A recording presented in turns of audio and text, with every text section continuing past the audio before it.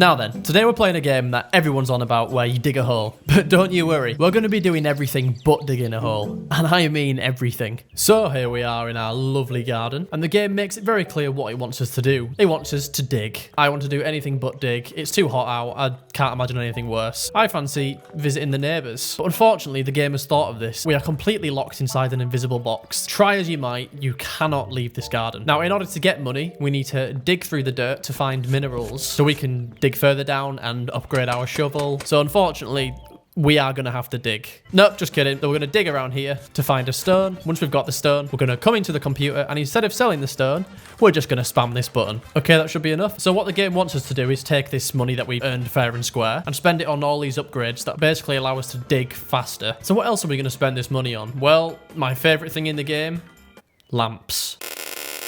Now, lamps are interesting because they're the only thing in the game that you can place yourself, allowing for you to get as creative as you want. They also let you get to places you're not normally allowed to. Like up here where we can see this very weird gap in the wall that lets us glimpse just outside our garden prison. Oh, how nice it must be to experience that freedom. But instead of getting bogged down about our forced imprisonment, it's time to do the only other thing we can do in this game other than dig. If a game allows you to place something in the world, it has to be asked, is there a limit to the amount of lights we can put down? And you can probably see where this is going. Oh hi, I didn't see you there over the 5 million lumens being emitted from the garden. If you want to know how long it took me, no you don't. So I guess there is not a limit on how many lamps you can place on the ceiling of the map, but there is a limit of the amount of light that my retinas can take before blindness starts becoming a serious issue. Tell you what, there's definitely a limit on the amount of work my computer can do. I mean, just look at these frames. Oh, it's buttery smooth. Now, as fun as that was to almost break my computer, there is something else we can do with the lamps. Let's start a new world to demonstrate. So normally clicking on a lamp with a shovel removes that lamp, but if we place down a lamp and do a little flick of the mouse,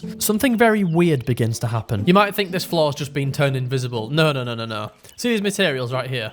We can just grab them. With a nice $912, we can really easily buy a very expensive jetpack and a very nice battery. Charge it, and then we can just hop on down. Instead of getting copper, we'll get a couple more expensive ores that we can dupe. Here we go. This is the good stuff. So these are diamonds. They are extremely valuable. And with many more ores to duplicate, even with the game trying to stop us, oh, never mind. No, we can't. We can very quickly be on the way to becoming a multi-millionaire. So now we own literally every upgrade in the game. There's just one more thing we need.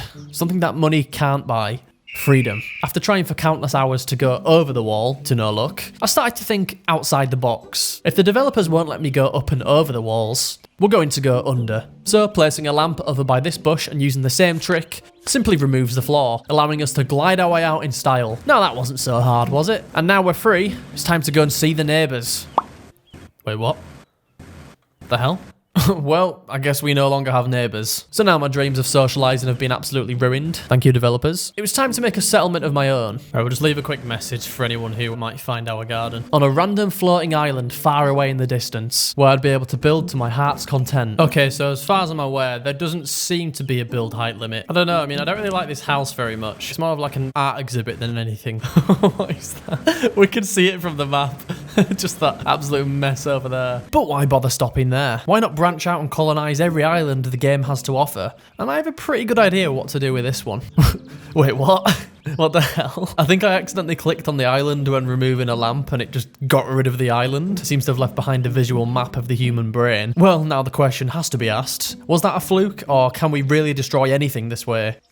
Oh my god. We're gonna have so much fun with this new information. Right, time for a little experimenting. Does this really work on anything? Well, I guess the answer is an astounding yes. It even works on invisible walls. Roses are red, violets are blue. I've got some serious remodeling to do. And there we go. I couldn't even think with all that clutter. I think what makes this even funnier is that when you finish the game, it's revealed that a new person simply moves in to take your place to start digging. So with that in mind, how about we leave the garden in a state perfect for someone to take over? Yep, that's more like it. But we can't leave them with a job half done. I mean, just look at all these pesky ores in the way. And much better. Now they have no reason to dig at all. And why don't we finish it off by leaving them a little sign? Lovely. Well, I think my work here is done, but we can't forget about all the workstations that they definitely won't be needing. I mean, who needs the option to save the game? Not me. Oh, just missed one more spot. And with that, it's time to jump to the bottom of the map. Careful not to fall too far, because some weird things can start to happen. Glide our way past the giant mole creatures and straight to the treasure chest, so the next person can enjoy the lovely surprise we've left for them. Thank you very much for watching this video. I had a ton of fun messing about with this game. Make sure you grab it yourself on Steam if you want to actually play the game properly. Now fuck off.